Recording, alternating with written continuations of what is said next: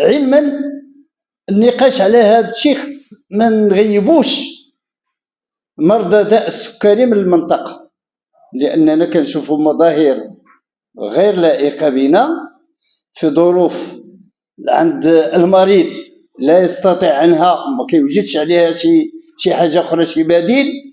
فكانت هذه الفكرة ديال المرافق الصحية على مستوى جماعة الدار البيضاء كاملة. جماعة الدار البيضاء وضعت ميزانية ديال 144 مرفق صحي، وكان النصيب ديالنا 8 اللي كيخص المجلس ديالنا يدير شي ملتمس على الحق ديالنا.